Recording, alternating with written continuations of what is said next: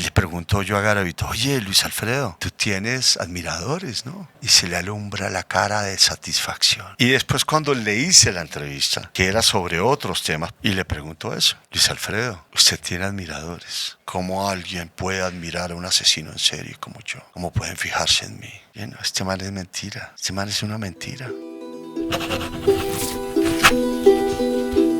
Amigos de Bajo Sospecha de Pulso, es un gusto estar de nuevo con ustedes. Como siempre, nosotros con grandes historias, con grandes sucesos que han pasado lamentablemente en Colombia y en el mundo. Y hoy, como siempre, me acompaña mi compañera Andrea Castillo para hablar con un personaje que no es el protagonista principal de las historias, sino que es el que las encuentra.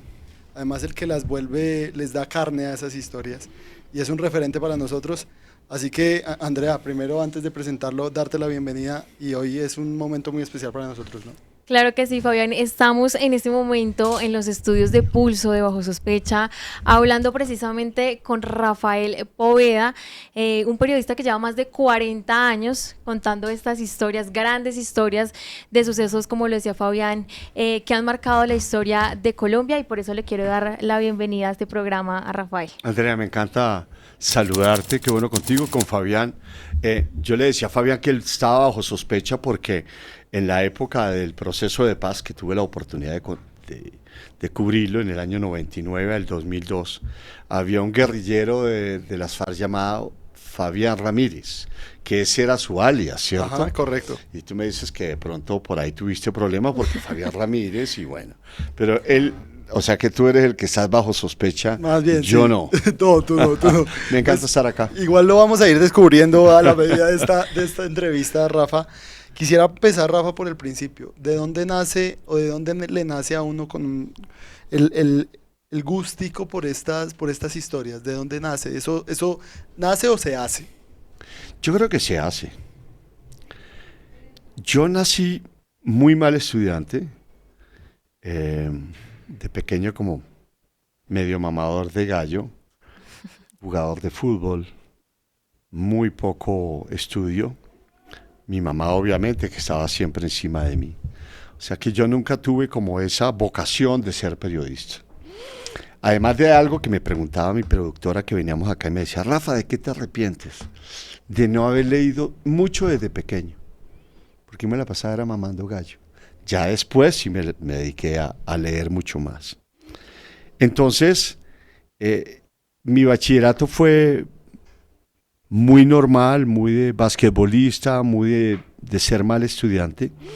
Pero cuando llego a la universidad en Pau en el año 79 más o menos, estudiaba de noche. Yo me dije voy a estudiar periodismo porque tengo que hacer algo. Y la primera clase que tomé, que fue con un profesor llamado Humberto Quinco, que era brasilero japonés, ya, quedé atrapado. ¿Te enamoraste? Era un profesor espectacular. La clase era de 8 a 10 de la noche. Y después nos íbamos a tomar aguardiente, él invitaba. Ahí era la clase realmente, después de las 10 era que empezaba era la clase. fascinante porque tenía muchas historias. Claro. Eso es como que uno se vuelva profesor y coja chicos mucho más jóvenes, de 18 y 19 años, y uno comience a contarles historias de lo que uno ha estado cubriendo, de los podcasts o de lo que sucedió, y eso es fascinante. Y yo creo que ahí comenzó todo. Anteriormente fue como un cúmulo de experiencias que te van llevando a conocer otras cosas como la calle. Yo creo que la calle hay que conocerla. Yo creo que uno tiene que estar en la calle, yo fui mensajero en San Victorino, por ejemplo, de 16 a 18 años, y después era mensajero del Grupo Gran Colombiano. Entonces era pillarse a la gente, cómo actúa la gente, cómo es, cómo hablan, oler a la gente. Yo creo que eso te sirve, porque es estar ahí en donde uno olfatea las historias. Y eso me ha servido muchísimo. Y yo sí creo que esto es una construcción de cosas, que todo en la vida te va llevando a algo, que todas esas experiencias te van mostrando algo. En mi primer trabajo en televisión, bueno, yo me fui a Estados Unidos a los 22 años, y obviamente a trabajar como en construcción, limpiando mesas, limpiando baños, y bueno, ahí fui creciendo, volví a la universidad. Y después de la universidad, afortunadamente, comencé a trabajar en un canal, que era el canal del Congreso de Estados Unidos, al lado del Capitolio, como editor. Y eso fue una gran experiencia, porque cuando tú eres editor de video, en esa época era analógico, o sea, con las perillas, tú comienzas a darte cuenta como editor en dónde mete la pata y en dónde no, qué te quedó bien, qué no te quedó bien. Y después fui camarógrafo, y siendo camarógrafo, cubriendo inclusive la Casa Blanca, el Departamento de Estado, el Pentágono. La Casa Blanca estuve en la cumbre Reagan-Gorbachev, que era cuando prácticamente estaba acabando la Unión Soviética. Y ahí estuvimos en esa ceremonia espectacular. Todo eso va sumando, porque la bondad del periodismo es que casi todos los días tienes que hacer una historia y tienes que identificar qué tiene la historia, cuál es la carne de la historia, cuál es el centro de la historia, cómo buscar la historia, cómo seleccionarla y cómo proponerla y decir, tengo esta historia. Tú tienes que primero convencer a tu jefe. Y ese jefe lo primero que mira es, ¿y esto le va a interesar a Fabián? ¿O a Jorge? ¿O a Chucho? Y yo creo que eso te va llevando a lo que ha desembocado en el día de hoy, y es a contar historias en un podcast. Con algo maravilloso, y es esa reportería que yo les cuento desde hace, en el año 92, que me enviaron, por ejemplo, a Cuba con una cámara escondida en julio. Hice un especial que se llamó Sin Permiso y que le fue muy, muy bien en Cuba. Esa era la época del periodo especial de Cuba. Estamos hablando de no sé cuántos años después, 30 y pico años después. Vuelvo a hacer reportería. Después de presentar y de hacer otras cosas, volví a la reportería, que a la hora de la verdad nos debemos a eso. Rafa, yo quiero preguntarte, ¿cuál fue esa primera historia que tú cubriste, que tú hiciste, que tú dijiste, me marcó? Esta fue la historia que inició como ese inicio de qué es lo que quiero seguir haciendo y por qué quiero seguir haciendo judicial, por ejemplo. La primera gran historia yo creo que fue el viaje a Cuba, porque cuando yo me vuelvo editor, camarógrafo, ya después comencé a trabajar con Telemundo y después me trasladaron a Miami y yo seguía haciendo cámara pero de farándula. Y la verdad que era espectacular, porque yo era Julio Iglesias, Gloria Estefan, toda la farándula de la época, y entonces la farándula es chévere, porque tú estás en las fiestas y todo, uno soltero y las viejas de la farándula son bien bonitas, todo eso. Pero en un momento determinado, en el año 92, la nueva gerencia que llega a Telemundo Miami me dice, no, yo no te quiero más en farándula. Ya era yo reportero. No te queremos haciendo otras cosas, y me mandan para Cuba. Me mandaban para Cuba porque yo soy colombiano y no podía mandar a un cubano que se había salido de Cuba porque lo iban a arrestar y lo iban a dejar ahí. Claro. A mí no. Y yo hice ese especial. Era una cámara que, para que no se notara que yo estaba grabando, le ponía como una cinta de esas eléctricas que son como negras para tapar la lucecita, y grabé todo. Fue un especial de 5 partes y fue un especial de 1 hora que tuvo mucha repercusión en Miami en su momento. Y ahí ya me di cuenta de que eso era lo que quería hacer. Ya después, en el año 92, eso fue en julio, después me mandan creo, estuve en Colombia, estuve en diferentes lugares. Y ya después hice otra historia que fue muy interesante, que la bomba de Pablo Escobar en la 15/93 aquí en Bogotá. Eso tuvo que haber sido como en el 15 de marzo, abril del año 93. Y ahí ya me gustaba eso. Y ya ahí, después de la bomba, hice un especial que se llamó En busca de Pablo Escobar, con el bloque de búsqueda por todo lado, por Medellín. Y ya eso me gustaba. Me gustaba en cierto sentido como el peligro, la aventura de llegar, es muy diferente la farándula, porque la farándula está hecha como de entrevistas, entrevistas, Gloria Estefan, estoy acá, no sé qué, pero no hay mucho más. Esto ya era como más peligroso, más de acción, más de trabajarlo constantemente. Yo creo que ese fue como que realmente el comienzo.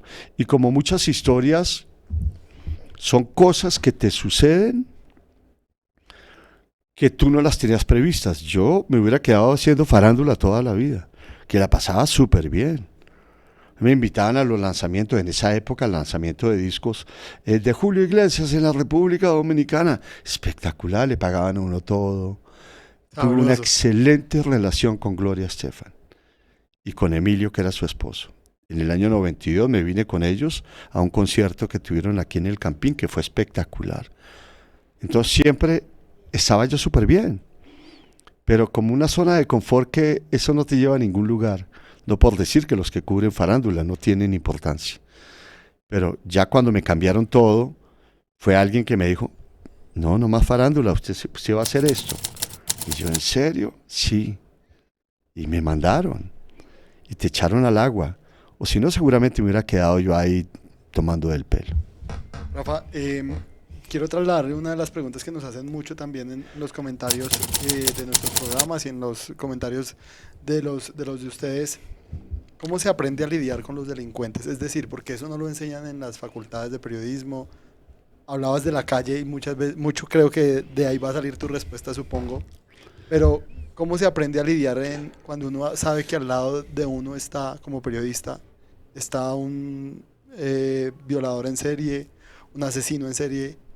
¿Cómo se aprende a lidiar con ese tipo de personas? Ganándose su confianza, tratándolo con respeto. ¿Y cómo lo aprendiste tú? No, yo, de las cosas que me he dado cuenta en el podcast, es que yo no soy ni Dios ni juez. Mis circunstancias son completamente diferentes a las de otras personas.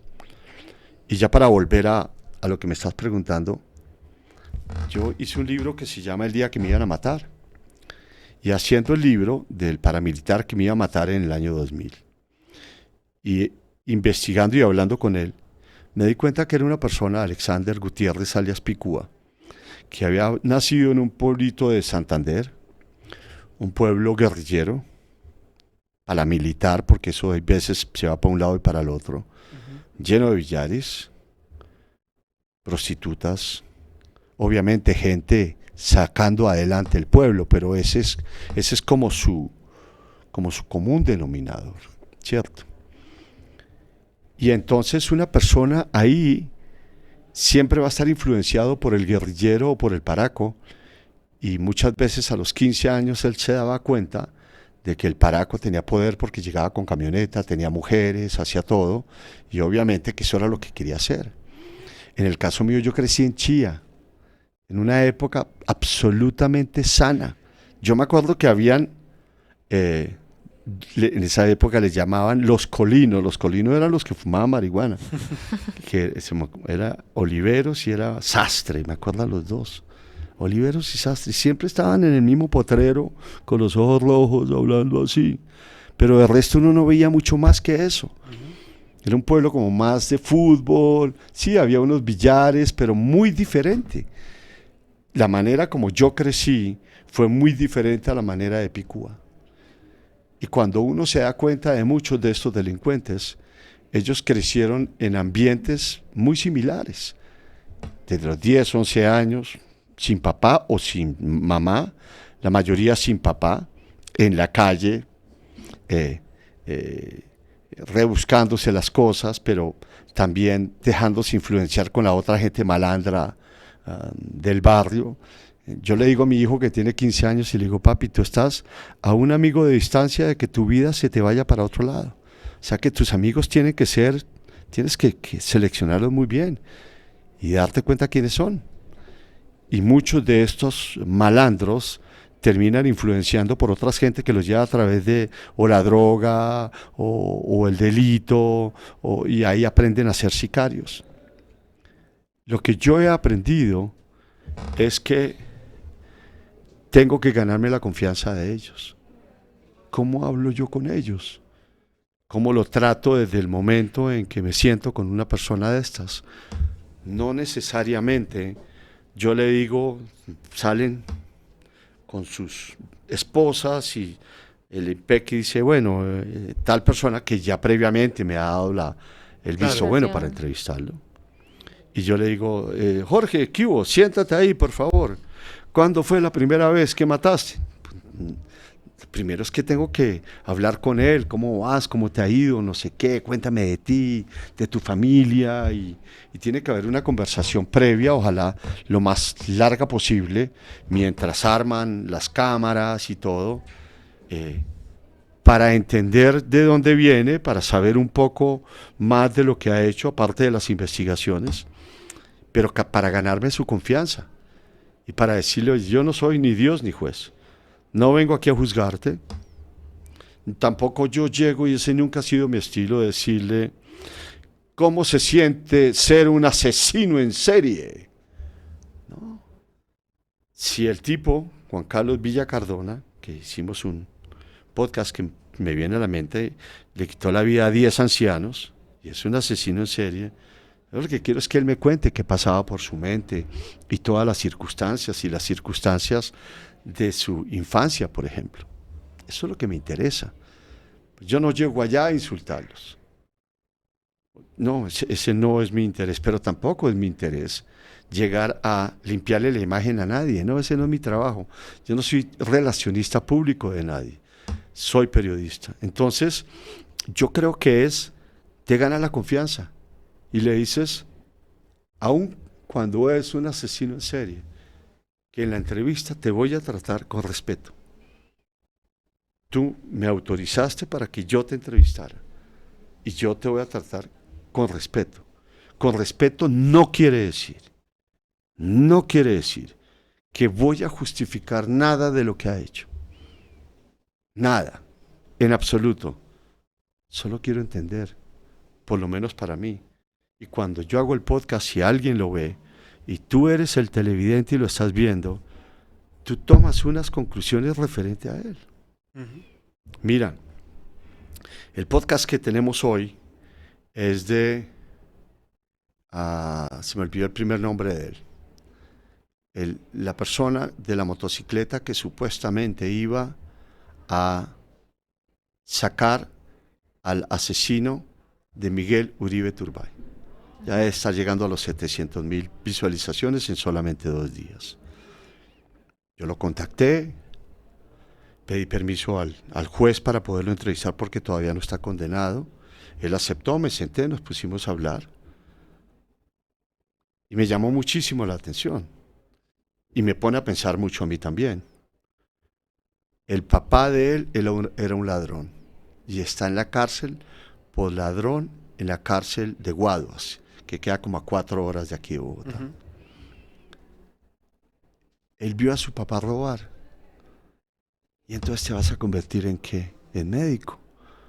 Claro que pueden haber personas que vivieron en ese ambiente y salieron adelante y uno las aplaude. Pero en la mayoría de los casos, los hijos hacen lo que ven de sus papás. Y yo solamente tengo que sentarme con él y decir, yo te quiero escuchar, pero te voy a hacer preguntas. Y aquí tengo la confesión que tú le hiciste a la fiscalía. Porque uno también se tiene que preparar. Yo no me voy a convertir en una caja de resonancia de nadie. No, yo tengo que preguntar, pero lo voy a hacer bien. Pero no le voy a decir, pero no, usted lo mató. Ese no es mi estilo. Eso no quiere decir que no le pueda hacer preguntas y que las preguntas de pronto no sean fuertes.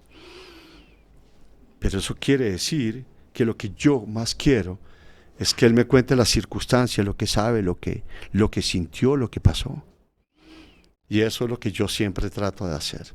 Ganarme la confianza de la gente y ser respetuoso con ellos. Pero respetuoso no es acolitar nada de lo que han hecho. Rafael, ¿cuál ha sido esa entrevista que tú dices con este asesino, con esta persona, de pronto sentiste como una energía bastante fuerte? Porque digamos que acá nosotros a veces entrevistamos también personas que tienen una energía y uno a veces se carga de eso. Tú que estás de pronto todos los días en eso, ¿no sientes que te cargas también? Sí. Yo creo que la más complicada fue la de Luis Alfredo Garavito, porque fueron 40 horas entre todos los que fuimos.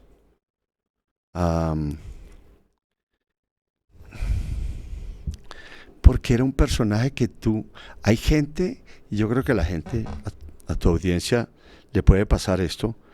Hay gente que cuando tú la ves y sientes como que la energía, la mala energía, hay gente que tú dices, uy, yo no sé, este man, algo, ¿cierto? Y con él era eso. Esa era una persona que hacía todo lo posible por tratar de convencernos que él estaba arrepentido después de haber matado a más de 210 niños de entre 8 y 12 años de edad en Colombia y en Ecuador. En Ecuador fueron 4. Y como que yo cambié. Entonces me lo va a pasar con la Biblia. Claro, yo estoy convencido después de la muerte de él que nunca cambió. Hay gente que de pronto sí cambia. Él no. Yo creo que ha sido como el personaje no sé cómo llamarlo. Tanto que eso fue en el 2021 que hicimos todas las entrevistas, que todavía no ha salido todo. Y hay mucho material. En septiembre del 2022, como año y pico después, fuimos a verlo a la cárcel de la Tramacúa. Y recuerdo, y por qué te digo que yo sé que él no cambió, y porque yo me daba cuenta lo de él. Porque era una persona que trataba de engañarte como si tú fueras a publicar que estamos aquí con Luis Alfredo Garavito, que a pesar de haberle quitado la vida a 210 niños, ahora es un hombre de Dios que ha cambiado. No, eso no lo iba a hacer yo, en absoluto. Yo no era su relacionista público, pero además yo estaba convencido que eso no estaba pasando, pero lo que sí necesitaba y lo que quería era saber, ¿y por qué? ¿Por qué llevaba a cabo de todo esto? Las circunstancias. Porque él no solamente nos confesó que le había quitado la vida a estos niños, aunque nunca en la entrevista vas a escuchar que le preguntamos que cómo lo hizo. Porque eso era revictimizar a los niños. Nunca.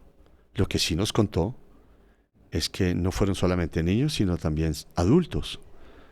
Adultos como el primero que lo confrontó en Pereira y le dijo, ¿a usted le gustan los niños? ¿Cierto? Y el tipo se sintió descubierto y lo mandó matar. Lo metieron en un río. Todo eso está ahí. 5 personas en total. Garavito tenía algo muy pesado, pero él trataba de mostrarse como un tipo bien. En ese septiembre recuerdo que él venía caminando a donde íbamos a hacer la entrevista, que es como un auditorio en la cárcel. Y cuando nos lo encontramos, yo le decía a Luis Alfredo, él me dijo, dime Luis Alfredo. A él no le gustaba que le dijeran Garavito, Sí, no. sino Luis Alfredo. Y estamos con Kevin Pinzón, Sí. que él comenzó conmigo como practicante, un muy buen periodista, que tiene con su esposa su podcast que le va muy bien. Y le pregunto yo a Garavito, oye, Luis Alfredo, tú tienes admiradores, ¿no? Y se le alumbra la cara de satisfacción. Sí. Yo tengo una admiradora en Carolina del Norte que me escribe en Estados Unidos y uno en España. Se mostró como cuando te dicen a ti, qué bonita estás, y tú, gracias, ¿cierto? Y después cuando le hice la entrevista, que era sobre otros temas, porque eso no lo teníamos en la cabeza. Eso fue un comentario sin Claro. cámaras ahí. Y le pregunto eso. Luis Alfredo, usted tiene admiradores. Él tenía un ojo como cerrado. ¿Cómo alguien puede admirar a un asesino en serie como yo? ¿Cómo pueden fijarse en mí? Bueno, este man es mentira. Este man es una mentira. Él lo que quiere es tratar de convencernos que se convirtió en un hijo de Dios. Ojo, que de pronto hay personas que dicen, todos Sí, somos hijos de Dios y todo, y no quiero que me malinterpreten. Pero ese ha sido como el más complicado. Para mí, en el sentido de su energía. Pues porque muchos aparecen, hace unos meses entrevistamos, él se llama Hernando, se me olvidó el apellido, que le quitó la vida a su expareja con un machete. Ujú. Y él me contó que desde diciembre de ese año, desde que ella supuestamente estuvo en una fiesta con alguien más, que él creyó que era un novio o lo que sea, aunque ya habían terminado, se le metió en la cabeza que tenía que quitarle la vida con un machete. Y era lo único en que pensaba. Y yo en serio sí, solo pensaba en eso. Y cuando tú lo entrevistas, porque es increíble, hay gente que tú lo entrevistas y comienzan normales y después los ojos se vuelven como diabólicos, Sí. como pesados. Y cuando me cuenta así, ahí está, eso ha tenido como 4 millones de visualizaciones. Porque además hay un video viral en donde se ve que ella va corriendo y él Lo detrás. persigue. Y él cuenta todo, dónde la esperó, cómo la estaba esperando, que no la viera. Y ella iba para el trabajo, que era un restaurante. Y cuando ya estaba encima, ella llegaba a un restaurante donde trabajaba. Ya, le quitó la vida y él se quedó ahí, esperando a la policía.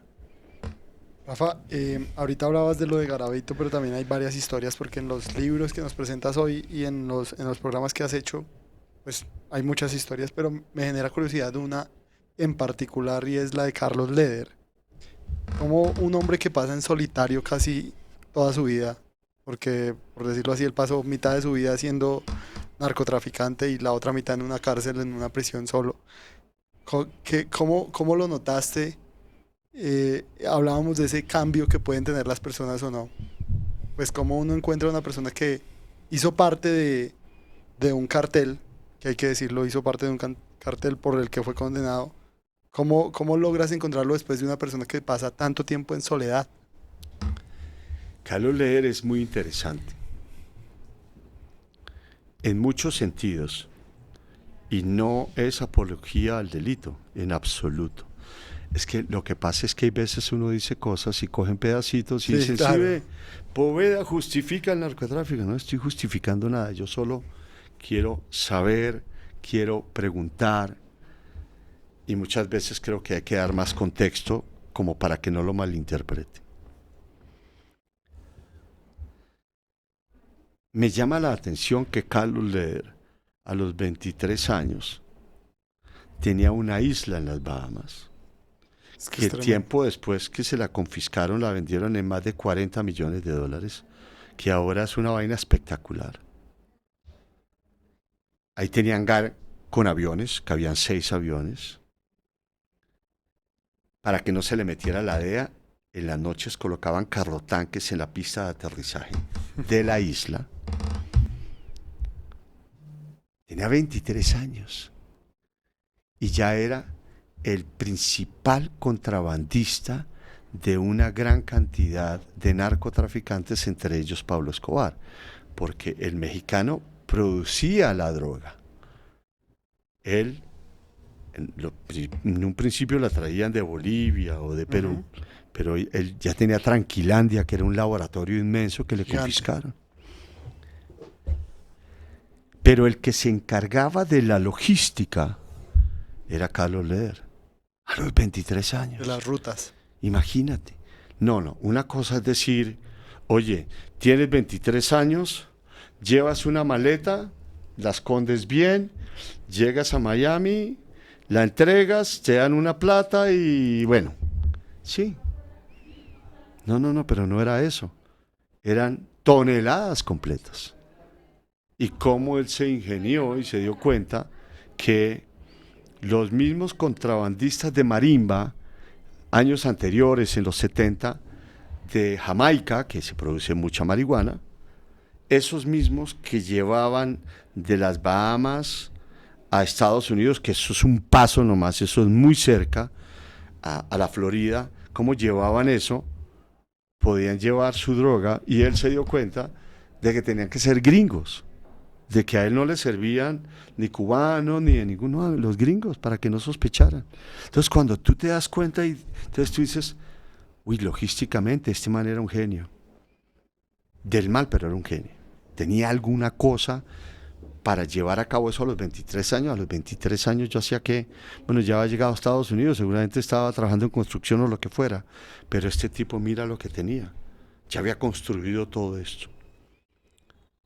Y claro, el pez muere por la boca, porque le pasó lo mismo que Pablo Escobar. Y es meterse en política y hablar de que la cocaína era la bomba atómica de los estadounidenses y sentirse con poder ante un país tan poderoso como Estados Unidos. Mira que muchos han muerto por la boca, incluyendo nuestro amigo Nicolás Maduro, de lleguen a Miraflores, cobarde, ¿cierto? Muy les faltó. Y después cuando se lo llevan. Y mira que la entrevista me llamó muchísimo la atención. Yo tengo que volver a entrevistarlo pronto. Me he demorado más yo. Al principio él estaba ocupado, pero ahora como tengo la feria del libro, ¿no? Pero pronto lo voy a ver, porque tengo otros temas que me llaman la atención de él.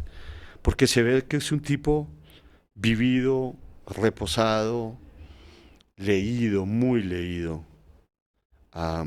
De las cosas que yo me he dado cuenta, porque las entrevistas han tenido más de 4 o 5 millones de visualizaciones, es que a Carlos no lo tratan como ese narcotraficante con desprecio, como que hay cierta curiosidad referente a su vida, a todo lo que ha sucedido con él. Es más, él va y está en Armenia y le piden autógrafos por todo lado y fotos y todo eso.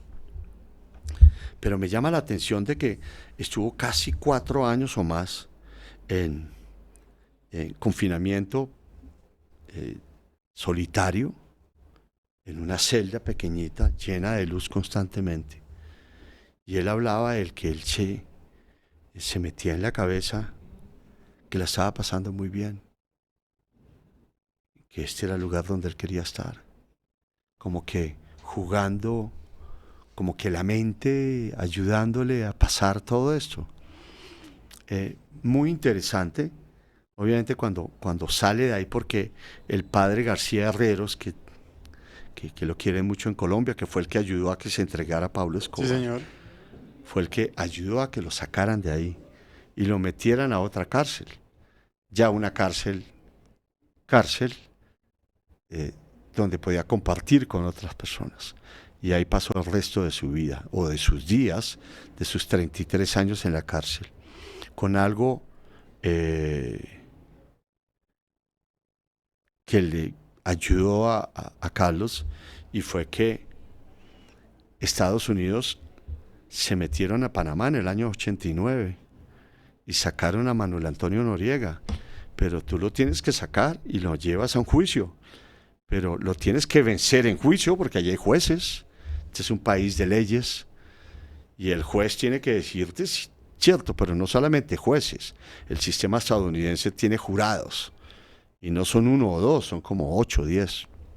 Los jurados que tienen que definir si eres culpable o inocente. Y necesitaban el testimonio de Carlos Leder, diciendo que Noriega, que era el pez gordo, más gordo que él, estaba metido en temas de narcotráfico y todo eso. Y Leder había traqueteado por ahí también. Esa era una de las rutas y él conocía todo. Y se salvó porque él estaba en cadena perpetua. Él nunca iba a salir de la cárcel y logró negociar que él testificaba, pero que lo dejaban salir a no sé cuántos años. Y afortunadamente, por ese intercambio, Leder está acá. Todas las mañanas me manda cosas. Hemos hecho como una buena relación. Cuando tú te encuentras con alguien y te gusta conversar, a mí me gusta más preguntarle a él, obviamente. Y te manda cosas de feliz día y cosas que uno comienza a mirar y dice, yo creo que, y es parte de lo que quiero saber de él, es cómo ve esos 33 años, como parte de una experiencia, pero decir, yo no necesitaba ni tanta plata ni tanta cosa para vivir la vida y ver los amaneceres. Que muchas veces nos pasa eso y esa es una gran curiosidad. Yo tengo muchas curiosidades. A mí me encantaría entrevistar, por ejemplo, al Chapo Guzmán o todos estos. De la misma manera que estuve buscando a Pablo Escobar, pero obviamente que nunca lo pude entrevistar. Y qué sacas tú con tanto poder y tanta plata? Así que tienes mucha plata y te llegan 50 viejas. Está bien. Si después te cogen y te meten a una cárcel para siempre, hermano. La cárcel que está el Chapo Guzmán es en Flores, Colorado, que es una cárcel que está bajo tierra. Y ahí, ¿en serio te vas a caer y toda la vida? ¿Es eso lo que tú escoges? Pero mira que hay gente que escoge ser eso. Yo sí creo que hay gente que por uno u otro motivo comete crímenes y creo que hay gente que nace bandida, que nace con eso en la cárcel. Claro, no tengo yo y no he leído, pero debe haberlo, ningún respaldo científico. Pero hay mucha gente que, como me decía un muchacho que entrevisté hace poco, que ahí tengo el podcast que no lo he sacado, Rafa, algo así como que el que es bandido lo lleva en la sangre. Yo, voy a prestar esa frase que me estás diciendo para comenzar tu podcast. Se lo habían llevado para Chile la mamá, para que no delinquiera a los 18 años, de Cali, de Siloé. Y en vez de ponerse a trabajar bien, se metió con los colombianos malandros que vendían drogas en Santiago de Chile. Y después, pues obviamente que a los 3 meses la mamá lo volvió a mandar a Cali y ahí ya se volvió lo que tenía que volverse, ¿cierto? Rafael, hay otra entrevista que a mí me causó mucha curiosidad y creo que también fue una de las que más ha resonado que has hecho tú, y es la del monstruo de la soga, que dejaste que te colocara la soga y fue pues realmente yo creo que impactante ver cómo el asesino lo hacía. ¿Cómo te sentiste tú ahí? Como dándole esa especie de poder también de volver a coger la soga, de ponértela a ti, de grabarlo y demás. Yo no lo pensé muy bien. Y yo creo que uno muchas veces como que se arriesga demasiado, ¿cierto? Pero ojo que me di cuenta eso después. Cuando la tenías en el cuello. Ya viéndola. Porque este libro se llama La mente del depredador. Es de Testigo Directo Editorial, escrito por Belisario Balbuena, que es un psicólogo forense espectacular, Nosotros que lo nos hemos ayuda tenido acá. muchísimo. Él ha estado acá, Lo hemos tenido espectacular, súper claro. Y nos fuimos los dos. Yo ya había entrevistado a la soga, me ha contado todo. Es un tipo que te cuenta las cosas bien, porque muchas veces va uno a las cárceles y son inocentes, aunque pueden haber personas inocentes. Y nos fuimos. Belisario no es un tipo acuerpado, ¿cierto? Delgadito. El camarógrafo era Camilo. Camilo, pues, tampoco tan grande. El vigilante del INPE, que era en el mismo lugar donde hacemos las entrevistas, que es como ahí en la cárcel de la Tramacúa, el auditorio este. Había un vigilante del INPE que era como un practicante, ¿cómo se llama eso? Los que hacen el servicio militar. Un muchacho, bien, un poco grande, pero yo le había dado una cámara GoPro para que grabara, o sea que este nos hubiera podido haber dado, y este la pasa haciendo pesa, entonces le hubiera dado primero a este, después sale este, y yo amarrado, pues ya, hasta ahí hubiera llegado yo. Nos fuimos con Belisario porque Belisario quería hacer este libro, y es más que todo del depredador de asesinos en serie, y nos fuimos para Valledupar, y fuimos a entrevistarlo, y cuando íbamos llegando en un carro de una persona que nos llevó hasta la cárcel, pasamos por una ferretería, y le digo, venga, llevémonos una soga, y entonces, sí, pero él me dijo, no, pero la soga es como de 3 metros, yo no, es más largo, no, de 3, entonces compramos 2 pedazos de 3. Obviamente que la soga de él era más grande, claro, y era una soga diferente. Esta era una soga como de nylon. Él creo que tenía una que que no se deshacía tan rápidamente, porque nylon como que no es como tan consistente en que se quede amarrado. Y compramos eso, y obviamente, y eso le dijimos al director, yo le dije al director, tengo esta soga, quiero que él me muestre, y me permitieron, ¿no? Ahí no hubo, no la encaleté ni nada de eso. Llevamos la soga. Él primero se sentó con él y él llevaba un poco de dibujitos. Tú sabes que cuando te hacen como pruebas de la mente y le hacía preguntas y dime ABC y el otro decía DF, como para saber la coherencia. Y entonces, después de eso, le dijimos a Lucho, como le llamamos a él, al asesino en serie, que yo quería que me mostrara cómo los amarraba. Obviamente que él los amarraba a un árbol en donde él identificaba con tiempo dónde era que quedara lejos para llevar a los mototaxistas. Le quitó la vida a 36. Y cuando iban llegando, pues o les ponía un cuchillo, no, el cuchillo era acá o la pistola acá. Y ahí ya los amarraba. Y nunca soltó a nadie. Le suplicaron, le dijeron, nunca soltó a nadie. Y entonces yo quería sentir qué se sentía, pero era muy importante darle la soga y mirar si se le había olvidado, porque ya lleva como 8 o 9 años en la cárcel.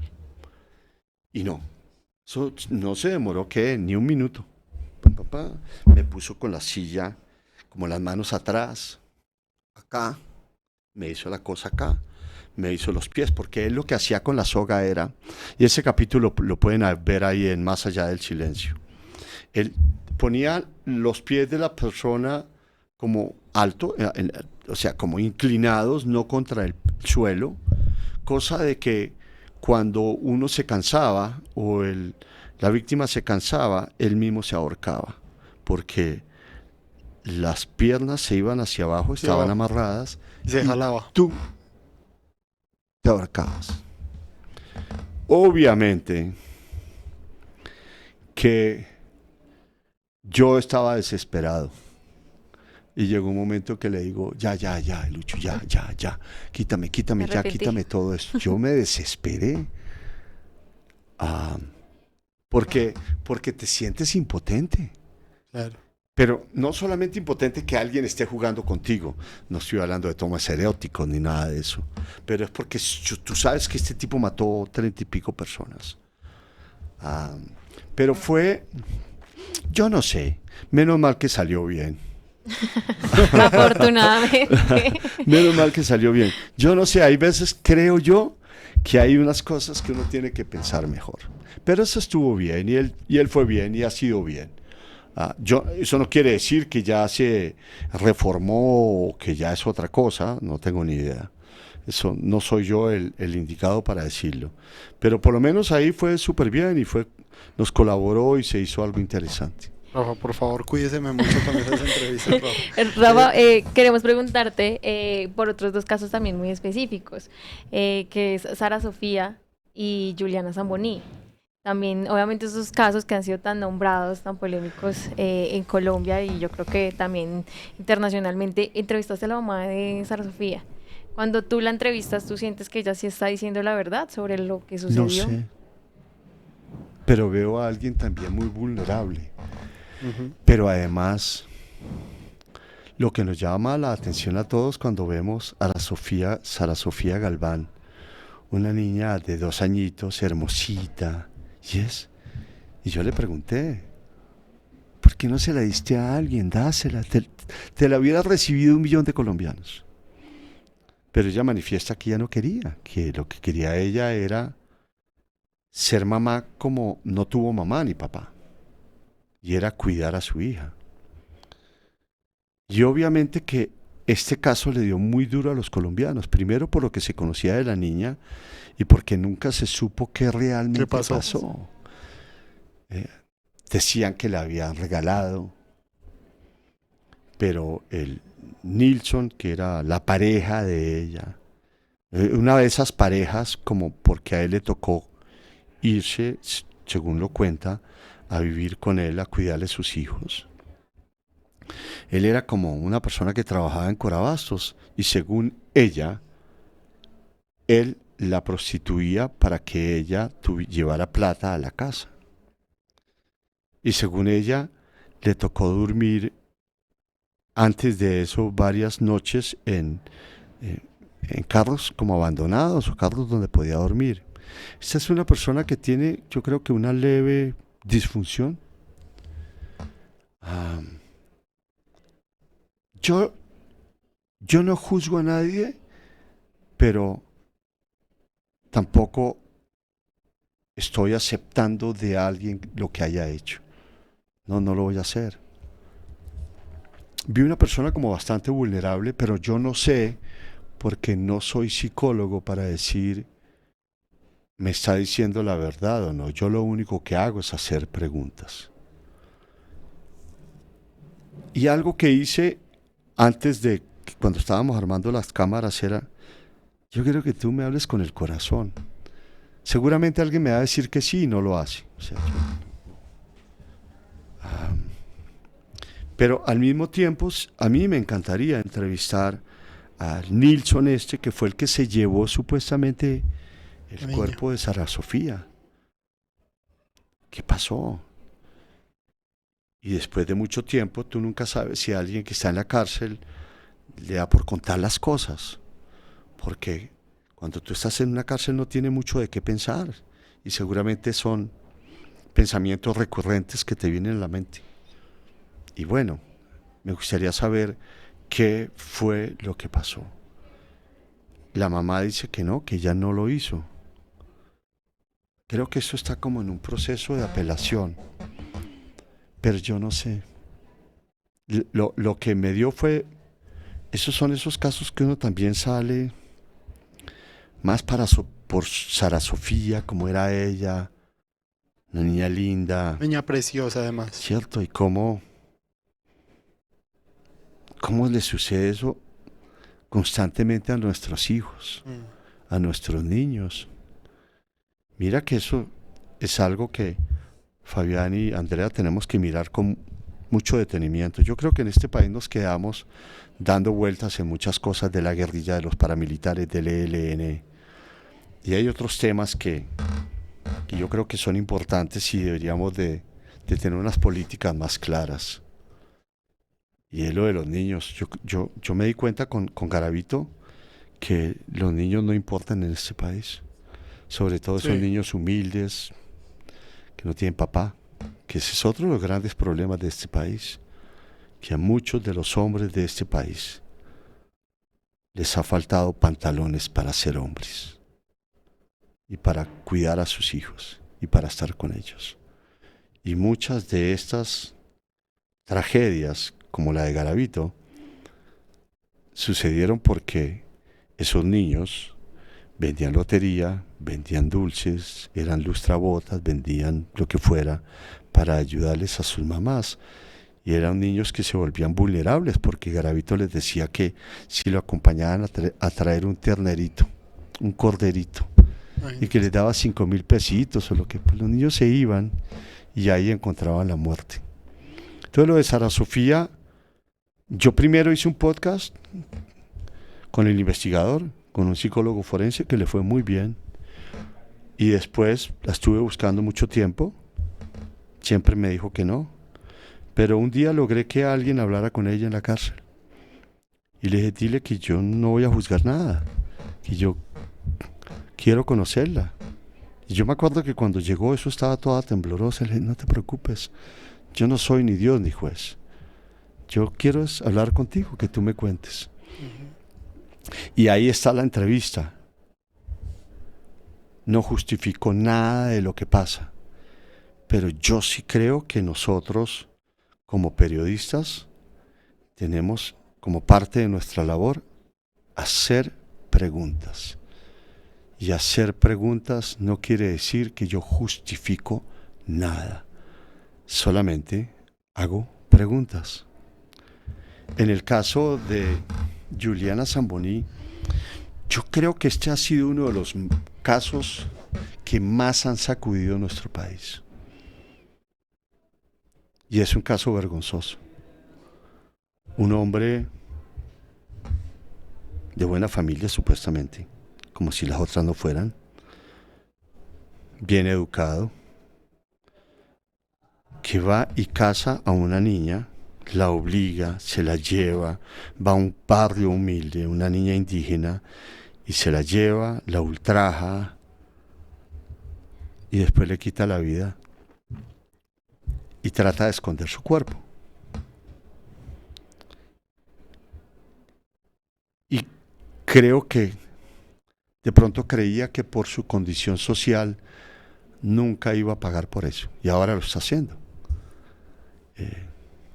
Uribe Noguera está pagando más de 40, 50 años de cárcel.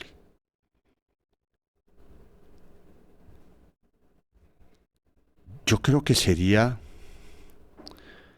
también de esos casos en donde uno quiere preguntarle a alguien, ¿y cómo fue que tú le quitaste la vida a una niña de 7 años? ¿Qué pasaba por tu mente? Eso no puede ser. Pero además alguien, y había unos comentarios en algo que yo leí, de una chica, una señora que estaba en un centro comercial y que esta persona hace mucho tiempo la acosó en ese lugar y que estaba como drogado y que estaba como consumiendo trago también. Como una persona, y no solamente él, me gustaría, porque eso nos pasa con mucha gente, y entonces te dan buena educación, tienes la oportunidad de ser arquitecto, de salir adelante. ¿Y en qué momento tu vida cogió para allá? Y ojo, que después de muchos años de que esa persona ya está sobria o que está no ha consumido, pueden haber como unos análisis y ¿qué pasó?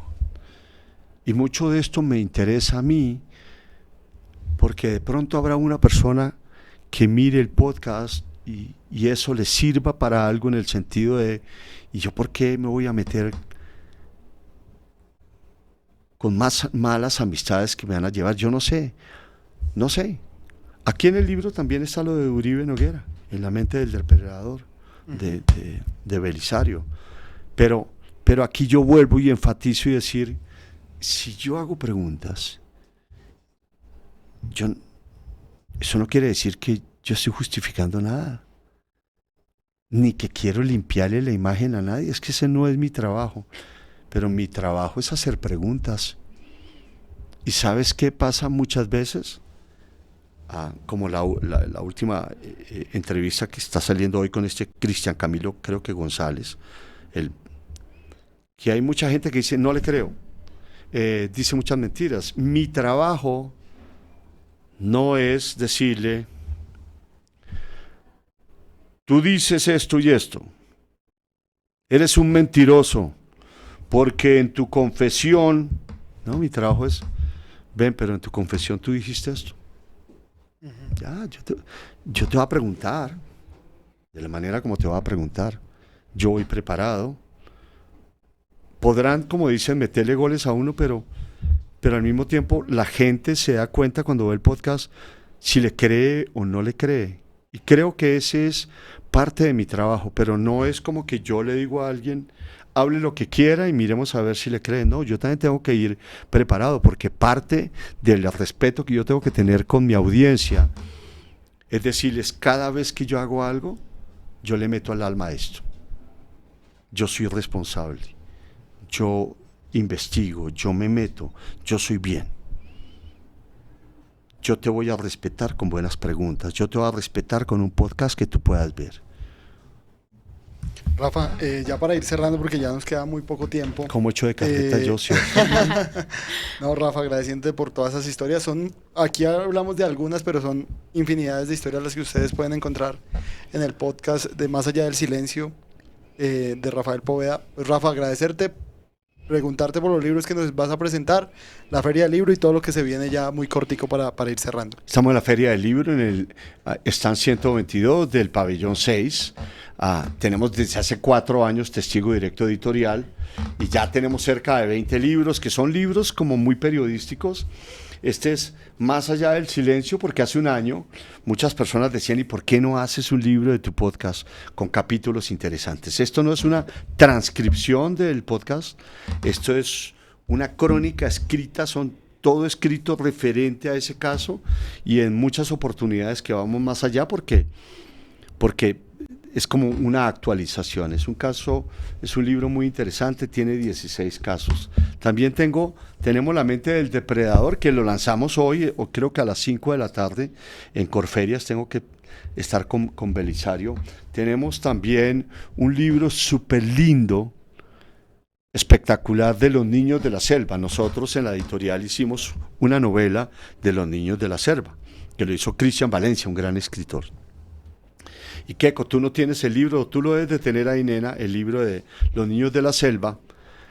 Lo tenemos, el mismo libro, pero como cómic, como Okay. dibujitos. Muy interesante, ven, te lo muestro, que es este. Se llama Los niños de la selva. Keco Lano y Heidi Muscus. Ellos fueron los que le hicieron el libro de Satanás A Mario Mendoza. a Mario Mendoza. Y entonces nos reunimos y es un libro espectacular. Buenísimo. Mira que yo me puse a leerlo porque bueno, yo tengo un poquito más de edad de ustedes. Y en mi época era Tarzán. Los domingos El Tiempo traía, el periódico, las tiritas de Tarzán y estaba El Fantasma. Y uno esperaba y ahí había gente que los coleccionaba. Y nuestro Facebook de la época había gente que alquilaba cuentos. Los cuenticos de Calimán y de todo eso, y uno iba y los alquilaba y se sentaba en la sala donde ellos tenían los cuentos y uno se ponía a ver Tarzán. Entonces tenemos estos libros. Hay un libro también de la que fue la pareja de Carlos Castaño y que terminó presa en una cárcel tenaz de Honduras, que sería interesante que ustedes la entrevistaran también. Entonces ahí vamos a estar hasta el 4 de mayo en la Feria del Libro. A mí me encanta estar en eso. Yo me la paso moviéndome a toda hora. Bueno, Rafa. Te agradecemos por acá, por estar en este espacio, por contarnos estas historias que creo que le llegan a millones y miles de personas, que obviamente pues tratamos acá en los medios de comunicación día a día, y pues también agradecerte por esa labor también de investigar, de informar, de ir más allá. Entonces te agradecemos por este espacio y pues te seguiremos invitando para hablar más Lo de todas tendremos estas bajo historias. sospecha, Rafa. No, yo bajo sospecha. Contarle que no tenga nada así como malo. No, yo encantado. Me encantó estar en su programa. Me encantó. Gracias, Muchas Rafa. gracias, Andrea y Fabián. Y a todos ustedes, como siempre, muchísimas gracias por acompañarnos con historias. Recuerden que en Bajo Sospecha siempre estamos del lado de las víctimas. Y nosotros, por supuesto, seguiremos en una nueva oportunidad con más historias como la de Rafael, como la de tantos y tantos colombianos que vienen aquí a descubrir estas historias a través de Bajo Sospecha. Andrea, gracias. Y nos encontramos en una próxima oportunidad. Muy bueno, chicos, me encantó. Venga, No, muchas ¿estos libros de gracias quién a son, ti. nena? Perdóname.